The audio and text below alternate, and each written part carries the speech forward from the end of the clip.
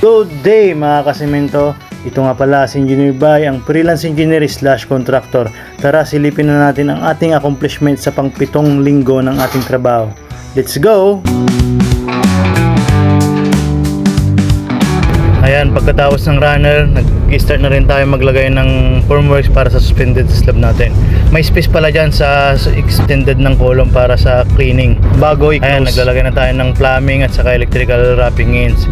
Ganito pala kami maglagay ng wrapping ends ng sanitary. Lalagay kami ng cross tie wire at saka diagonal rebar sa baba. Para naman sa ating beam, mga kasemento, meron tayong tinatawag na cut bar. Ito yon. Mapapansin nyo, may dyan sa portion ng beam natin sa top bar at saka may bottom bar. Ganyan yung connection niya, both sides, which is 1/3 of length of beam. Ayan, halos patapos na tayo sa sanitary, plumbing at saka electrical works. Mga kasemento, ito yung mga basic, effective concrete pouring preparation. Siguraduhin natin na ang mga materials natin ay enough to complete the works. Kompleto ang manpower, yung mixer at saka vibrator natin, maayos ang condition, at higit sa lahat, alam natin ang weather condition bago tayo mag-concrete pouring.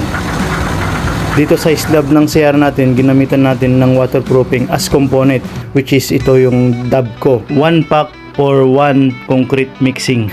Break time na! Maraming salamat itong pagkain na kakainin namin ngayon, pagsasaluan. Sana'y bendisyonan mo to at kami maging malakas. Maraming salamat. In Jesus' name, Amen. Okay.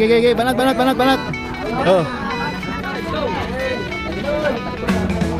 Banat.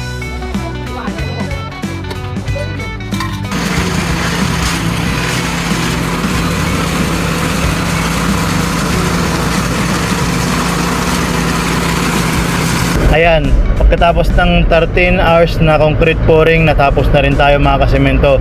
Samahan niyo ako sa susunod na linggo kung ano yung mga accomplishment natin na trabaho. Hanggang dito na lang. Ito nga pala si Engineer Bay. Bye-bye!